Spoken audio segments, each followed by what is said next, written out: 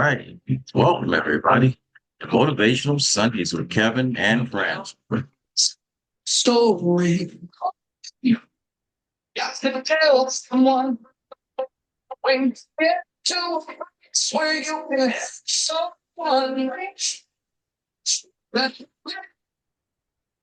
thing and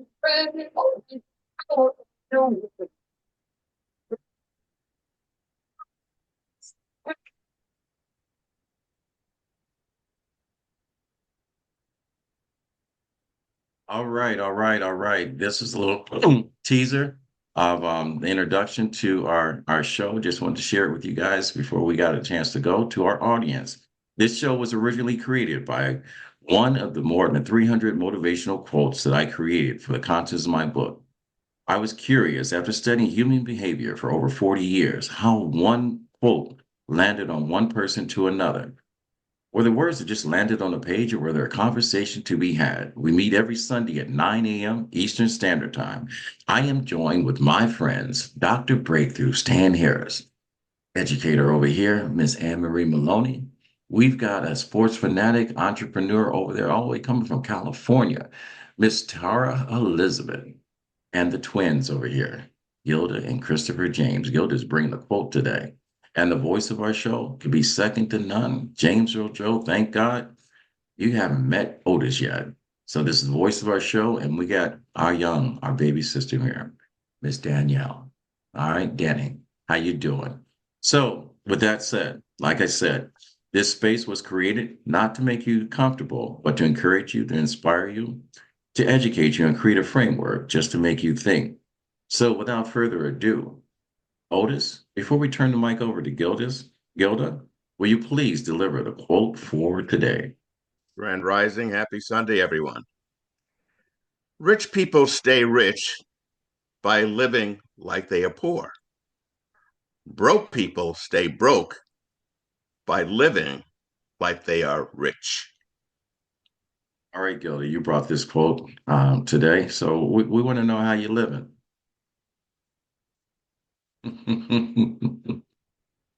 All right, so here she goes. Grand Rising.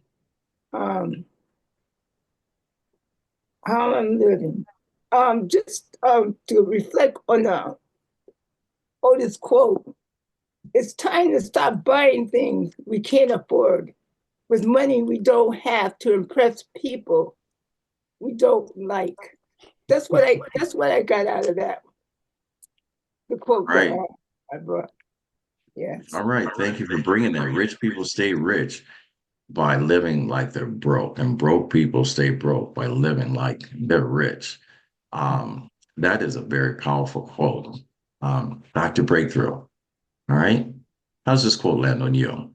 And matter of fact, my grandfather used to always say, Dr. Breakthrough Stan, how you living? I'm living like the king wants me to live. Blessed and highly favored, just like each and every one of you. So this quote landed on me on this Sunday morning. By the way, hope you turn your Sunday into a capital S, capital O, capital N day. But again, rich people live like they're broke. Broke people live like they're rich. Years ago, a good friend of mine, Myron Golden, we came up with what's called a 2-sentence wealth structure. And it goes like this. Find out what rich people do, and whatever you do the same thing. Find out what poor people do, and whatever you do, don't do the same thing. Those 2 sentences. But I still found out there was a little missing nuance, and had to adjust a little bit to say, find out how rich people think, and then learn to think and then do what they do, and then find out how poor people think, and then avoid that thinking that way and doing what they do. And so this quote is showing us again that poor people, broke people don't have substance. And so they're trying to act like they have something they don't have. And thus it keeps them in this terrible cycle.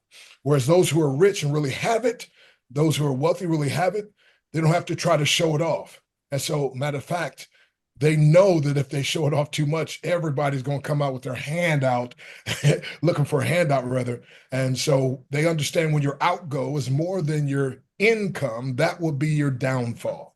So people of rich that are rich learn to live below their means And people who are broke often live way above their means, as Gilda said, trying to impress other people. And so that's how the quote landed on me. My acronym, by the way, for rich, RICH, raking in cash happily. Rich, RICH, raking in cash earnestly.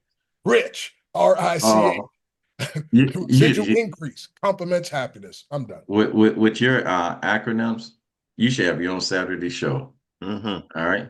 My grandfather used to always say he didn't mind giving you a hand, but he didn't want to haul you around for the rest of your life. I think that's very fitting to what you just said. Now, the thing is, we look at all of us. We've had a lot of years on this planet. All right. But we have someone on the show right now. It's the youngest member of our platform. She's at the starting gate of life and she's killing it. She's got a head start on some world-class sprinters right now. Danny, how does this quote land on you? It actually landed in quite a few dimensions, but I'll start with a story. And again, thanks for having me, and it's good to be back. So I just thinking the first thing is when I was younger, my mom used to buy like Payless shoes for me. And I would look at all the other people at the school that had like the Jordans and all the nice things. And it's not like I was like, oh, like I really, really want it, but it's like I'm like, why do all of them have that, but I don't? And it's like I will always question that. And then one time I did ask her because we had a very open, not had, we still have a great relationship. We have a very open relationship. So I was like, mommy, like why is it that like these people like wear Aeropostale and like they do all this and sometimes they would make fun of me. I'm like, why is it like they're like this? And she's like, do you know if they're eating? Do you know if they have all their needs met? Do you know what's going on behind all of that? So the first way this quote hit me is how looks can be deceiving.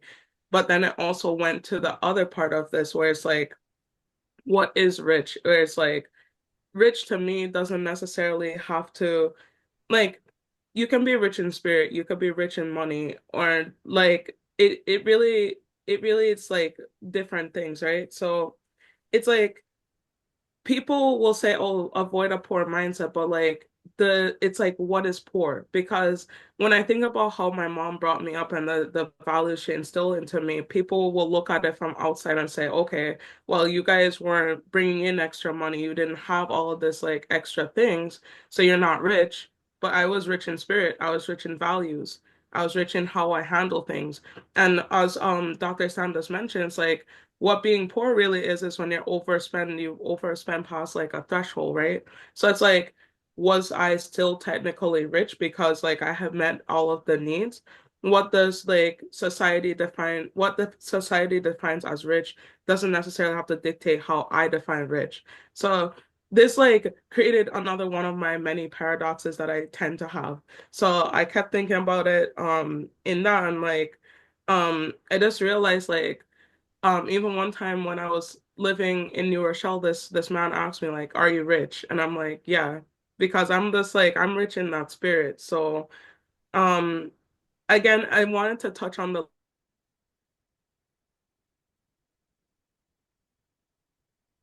The internet God got her right now. All right. So we're gonna set this up for you, Christopher, while we're waiting for her to come back. Um, I heard LeBron James say this when they were talking about how rich he was. And he brought up the fact he goes, I'm rich, but the guy that writes my paycheck is wealthy. So it's based on all perspectives. So when you look at the starting line, if Christopher and I are standing at the same starting line and he's got a pair of $800 shoes and I've got a pair of $50 shoes, can you tell the difference? No. Can't tell the difference. Christopher, how does that quote land on you? And I'm sorry, we lost a little bit of internet connection on Danny, but she gave some powerful gems. And it's amazing for someone so young to be so wise. We are blessed to have you here. That's a breakthrough, Dr. Breakthrough. Chris, how's this quote land on you? Uh,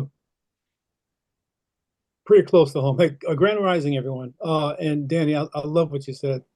You too, Dr. Breakthrough. and it sort of takes me back to growing up. A lot of what Danny said. Um, yeah, our tennis shoes came in a plastic bag, sort of like a loaf of bread. And in fact, my mom bought our shoes the same place we buy our bread at the supermarket. But you couldn't convince me that we were poor. I mean, like, yeah, I knew, I guess, in reflection, we probably were. But as Danny said, wealth isn't simply financial. Wealth is simply love or loving where you are. And I could be wrong, but I've always had this image of people uh, who we say are rich spend their time trying to buy through financial means the love that a lot of us are born with or receive in the process of growing up. So it was never a keeping up with the Joneses thing with me. It was always, hey, I'm more than happy where I'm at. I'm blessed to be where I'm at, and to sully that up with trying to chase a dollar that's going to be used to impress somebody, as Gilda said, I don't even like. um, yeah, there are more futile things to do, but that's probably up there among the highest. Chasing to be something that I don't want to be. But anyway, um, I've got to say that the richness that I most enjoy is that spiritual richness that I've received from uh, my God, my family, and my friends. And when you put it in words like this, you count your blessings, and every word is from the heart. It's golden. It's golden when you put it like that. So, when you talk to young people all see um, the sizzle, but they never see the real. They never know the struggle of where that person came from to where they're at. Because one of the things is that we value, we remember, and we don't forget. And sometimes when we forget what we should have remembered, life has its magical spell to take you back home to where you belong, to remind you of who you are. So when we look at young people that's been educated by people much wiser and trying to pour knowledge into them, we have to tiptoe around the conversations we have because we are governed by the words of someone that doesn't have a dream as big as ours. So I know how our educators struggle in getting the message behind. But the nice thing about our messengers, they're so freaking smart. They find a way. This is where wealth truly lies, is in the knowledge of someone they call teacher, coach, mentor, and best friend. Anne Marie, how does this quote land on you? Grand Rising, everyone. Grand Rising. Wow, there's such powerful perspectives that have been shared. So, thank you all for what you bring to the conversation. I am always after the why. Why do rich people behave and think the way they do? Why do poor people live beyond their means? I can tell you in terms of our history, our country's history, the remnants of being enslaved is that you're taught to skimp and save, and you don't enjoy uh, you don't enjoy the product of your hard work. And so when you get a coin, you want to spend it. You want to flash it all around. You want to show everyone what you got because in one way, it's a measure of validation. There's a mindset that says, I am somebody. Look at me, give me some attention. You see what I have, and you don't. You don't have it. So I'm going to live large. It's also, we are a product of marketing. because the marketing says, look at all of the celebrities and they are driving the cars and driving these things that we aspire to, dressing and so on and so forth, but they never show the toil behind it. So we only see through one lens, one view. So we have a distorted perspective of money. The last tier of that, I would say, is financial literacy. I grew up in a time where, and again, our society and how they frame it, it's that you have to have one job and you stayed in that one job forever. Rich people tend to think about multiple streams of income. They're educated in terms of, I'm not putting all my eggs in one basket. The thing about that mindset, though, is exposure. I have to say, when I went to Howard University, it was the first time in my life that I realized that people that looked like me actually had wealth in terms of, show me the money. They had wealth. Had I not had that experience, I would be limited in my thinking. So far, too many of us have limits on our thinking because of the lack of financial literacy and because our dreams are often contained in a box. Once you understand that we can build wealth, we can have wealth, and we don't have to show it off. We don't have to be on the yacht on Sunday, Once we can understand that, then we can build generational enterprises. And that is where the game is. Can you build a generational wealth given to the community, not just your family, but building something in your community so that it will continue on and on? So I want to encourage everybody, let's change some patterns in our community. Let's bring back Black Wall Street. That's how the quote landed on me. And I promise you, if we get Black Wall Street back, it will be Black Wall Street for generations to come. Story that you shared in conversations between rich people and people that have gained wealth that call themselves rich. I know I've been to several dinner parties and I listened and dissected the different conversations. The conversations between people that have generational wealth, when they get together, what do you think they talk about? They talk about their investments. They talk about the opportunities that are coming in. They connect Charles with Abram. They connect Naheem with Dr. Breakthrough, Gilda with Tara. They are doing everything else but being the center of attention. That's called a party in the room. But when you look on, and I will say, I'm probably going to get myself in trouble. Go to any social media platform. If anyone has gained a number in their life that considers themselves rich, you'll see that the dancing in the room, the pouring of drinks, the celebration, the lack of self-preservation and how they carry themselves in public, and they're all celebrating to a beat. And there's nothing wrong with that.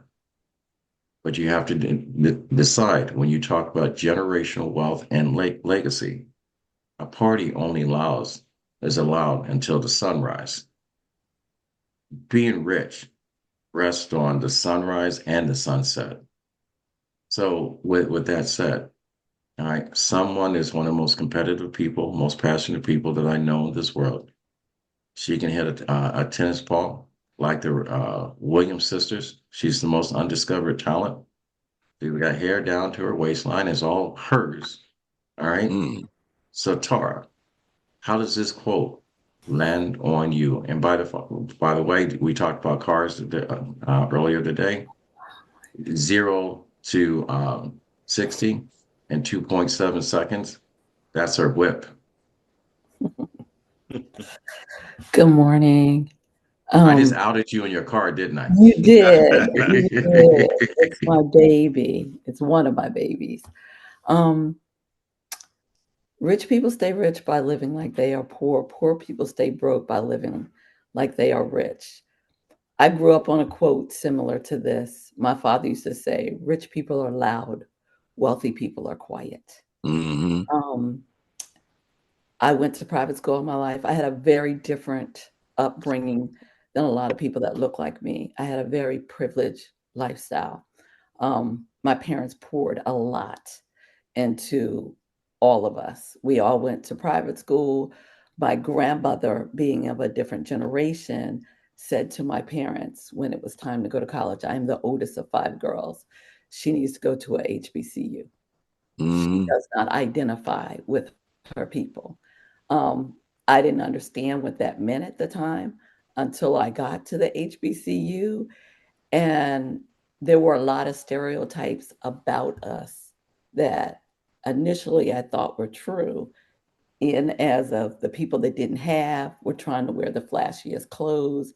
I was one of the few people that actually had a car when I went to college.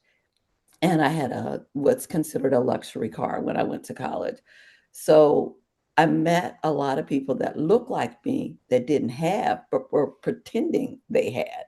And I Mm-hmm. was like, why are you doing this? Like, I see you begging the financial aid office to let you stay in school, but you're wearing what were popular jeans that were probably $100 at that time. And I was like, wait, well, I have a job.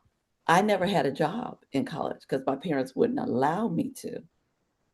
So I'm looking at people who are working, but spending what they're working not on their tuition, but on clothes trying to impress people who don't matter. And so when I read the quote, it took me back to when I was 18.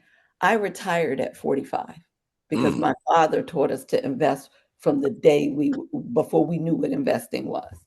And when I went to college, I have multiple degrees, different universities.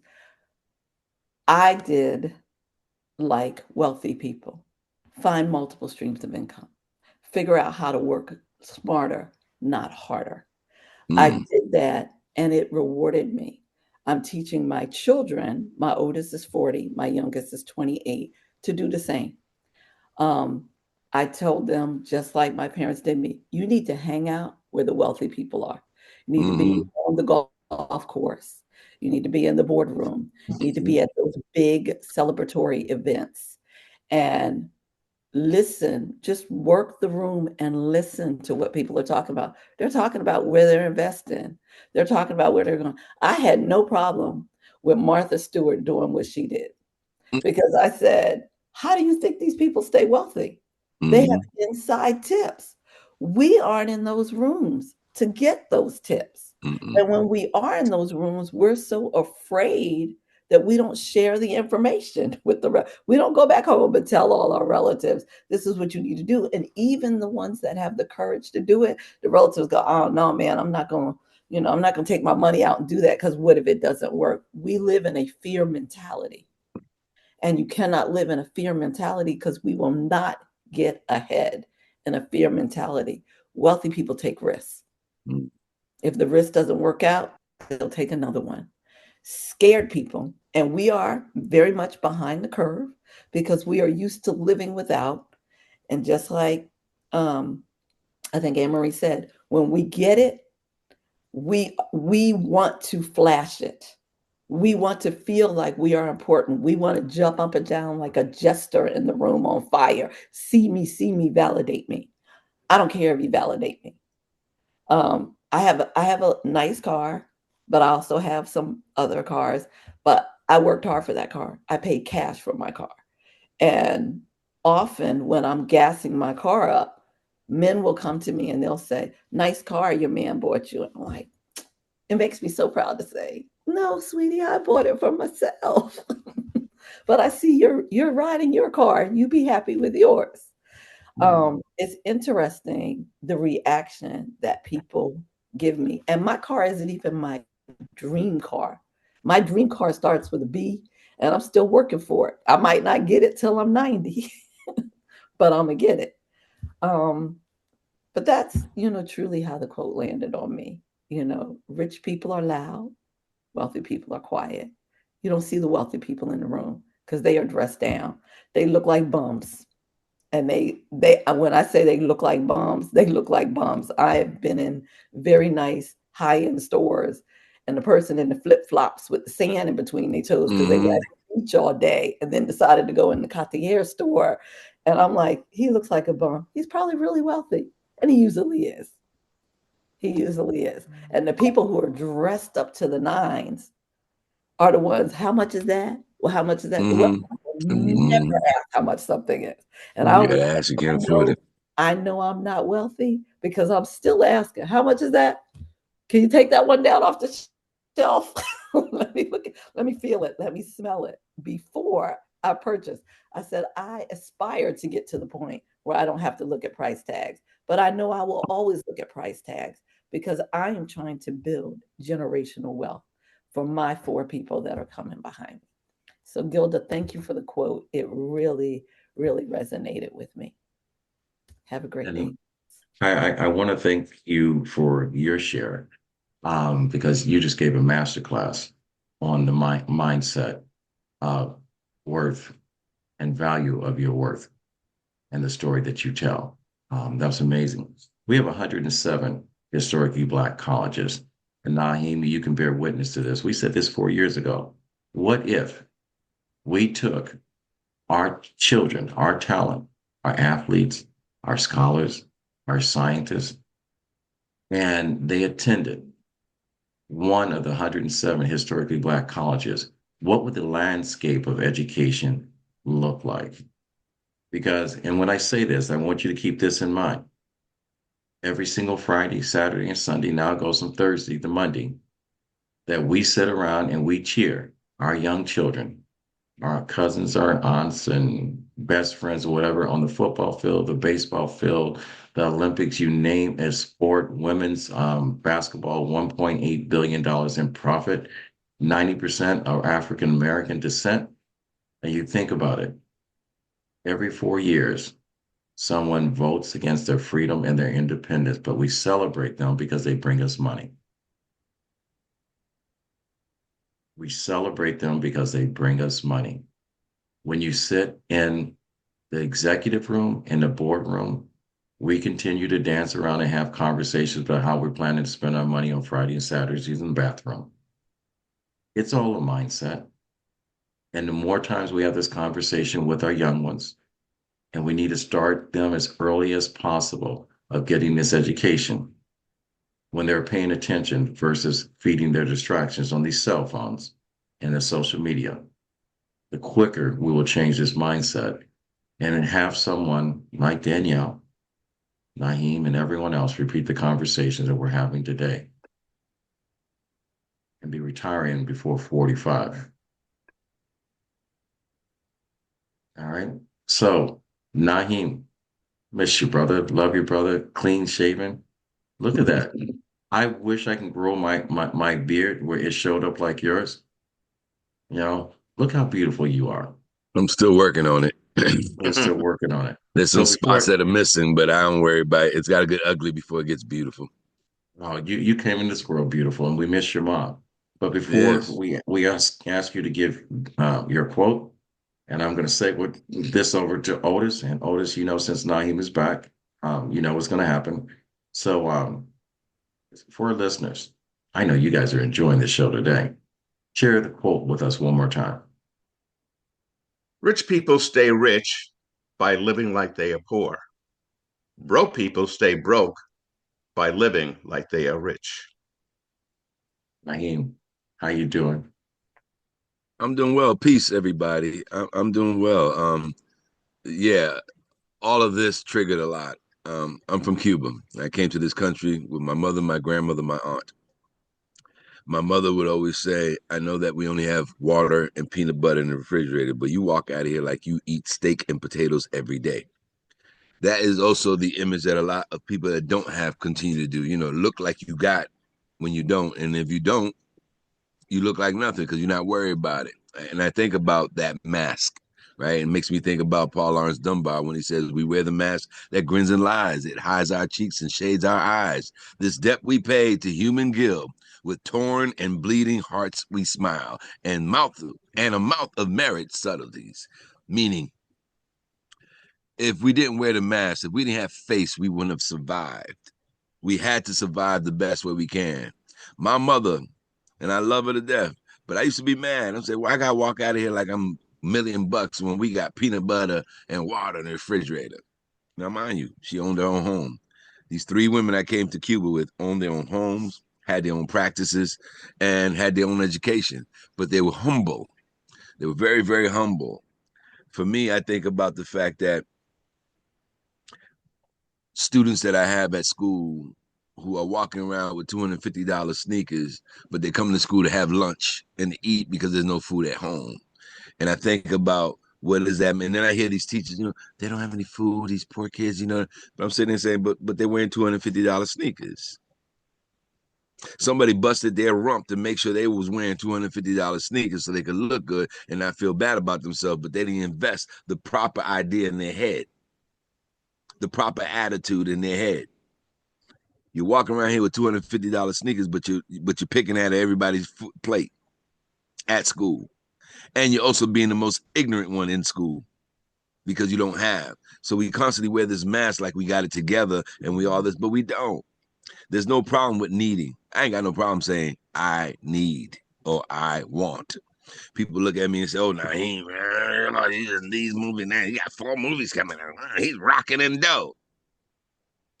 They don't know how much I have to struggle to pay mortgage. And thank God it's a mortgage and not rent. That was also a struggle. There's nothing wrong with showing your most vulnerable way. There's nothing wrong with being humble. Hell, Jesus was humble. And he was the richest man in the world. He walked around with the same outfit, same sandals, and the same sheet all the time. But he had all the wealth in the world. He was the saving grace we didn't know. So basically, as I think about this quote, and I think about the fact that we break our backs to go to the concert to hear Mary J. Blige, and we spending one day to go see Mary J. Blige, the entire salary. But you want to make sure you look good, because if it wasn't for face, our people wouldn't have survived. If it wasn't for the let me pretend I got, we would not have survived. Unfortunately, that's become a fashion. I don't got, I don't have, I don't need, I'm all that. And you're not. Your character's faulty. Your attitude about the world is limited. And your embrace for people who are good to you is not. So the people that are rich are the people that are sitting in this room with me right now and on this video right now. You're not rich because you financially have. I know some of you do, and we're not going to get into that. But the fact that you walk around here humble, you don't have to. My brother Rob Spruill, he's probably going to kill me for saying this. Rob Spruill owns 167 doors. If you see Rob Spruill, you're going to go in your pocket and you're going to give him a quarter when you walk by. You are. You're going to look at him and say, oh, this poor dude, let me give him some change. Meanwhile, he owns the town that he lives in. You wouldn't know it. You wouldn't know it. You look at him and go, who's that man? He got he got his hair all out, half a teeth. He's walking around with the same outfit all day long. Yeah, but he walks up the hill to the mountain and sits in his 67 acres of land. Oh, by the way, he also owns your house, and he owns downtown. But he does not look that way. His mother, when she mentored me, his mother was notorious for that. She would say, you walking in here with all this gold, this ring, looking all flashy. And I'm like, well, that's a Cuban thing. Latinos, that's what we do. We look flashy. But then I didn't realize we look flashy because we didn't have, so we wanted to make it look like we did. So I don't want to go on and on and on, because everybody in this circle has shared a very important point of why we walk around thinking we rich when we not, or why we walk around thinking we have when we have not.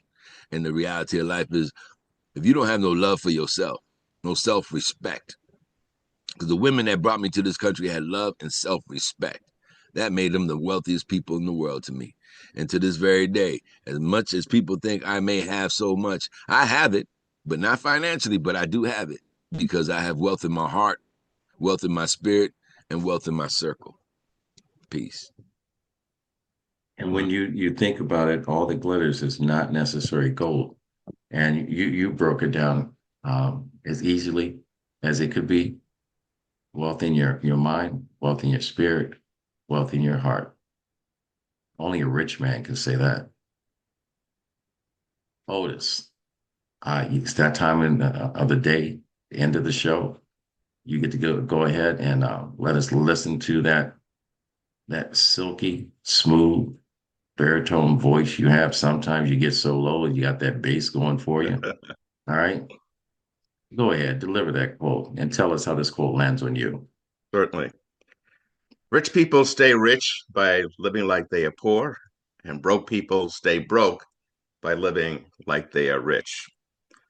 Well, everyone kind of said different thoughts and feelings that I had, but we also have to look at it this way. God put you where you are today for a reason, because we each have something to learn. But let's bless that rich man that's acting like he's poor, that's giving to the poor. We need to budget, whether you're rich or poor. And look at all those rich people that are losing all their money because they don't know how to handle their money. And then you think about the movie Camelot. You think of Guinevere and the king. What do the simple folk do? They're happy. They don't have to worry about the money that they could lose. They're living their lives like they should and happy with what they have. And that's how it landed on me. Right. Ladies and gentlemen, we have come to that time in the show. Follow so many amazing people with a consistent thread to this talk today.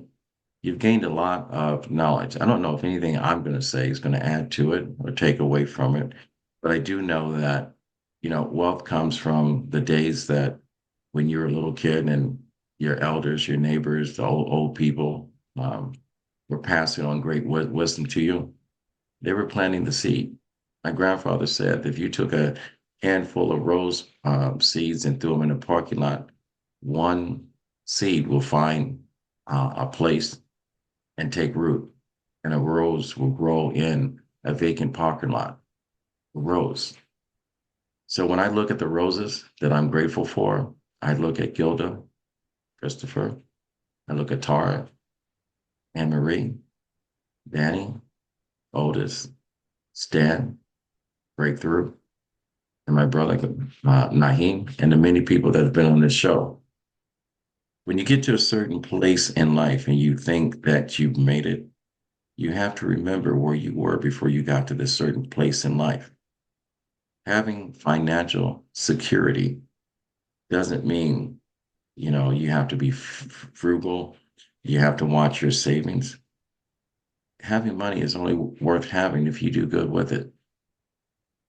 All right. If the money's not bringing up someone or adding value to someone, it is just money. And at the end of the day, we all begin this life the same way. We all end this life the same way. Denzel Washington said he has never seen a U-Haul traveling with a funeral reception. You can't take it with you. So when you look at the end of the day at your bank account and think that you have one up over another, listen to the stories of every single wealthy person that we admire, every Fortune 500 company. They have all got to a place and they have thought they made it and they lost it all. And the one thing that they had in common, the common thread, is that they remembered what life was really about when they had nothing. Money only provides you to buy the things that poor people can't buy when they have no money. But at the end of the day, the conversations we have today, the lessons that we learn today, the lessons that we pass on today, and our actions that follow, just tell a great wealth comes with two choices, chance and choice. You choose to have a mindset that you create a legacy within your heart and you pass it on, or you make choices that you just become part of the show. So with that said, this is how the quote landed on me, and I got so far away from my notes, but you guys have touched me in a way that, let me tell you, You guys are my Bitcoin today, and I'm just buying extra today, just for the sake of buying extra. And ladies and gentlemen, we have covered a lot of information. We have shared some things, and hopefully that you remember this: to grow, you got to make some mistakes. To be confident, you have to address your anxieties. To give yourself, you have to hold yourself accountable, and to learn, you must unlearn some stuff. And do what my people did today. To be more, you've got to show up more today than you were yesterday, and passing that wisdom. So if you like what you heard, go to RMK Productions and Network on our YouTube page. You can follow, you subscribe. We meet every Sunday at 9 a.m. Eastern Standard Time. We probably have the only show that we allow total strangers to come in and be a part of it, be a co-host. My grandfather always said, when you get to a place in life that you can help someone, he says, it's your duty to do so. He said, reach one, teach one. And I think we did that today. And we say, what? With that, we fade to black. Make sure you come back. And ladies and gentlemen, until next time, we are out. Thank you, ladies and gentlemen.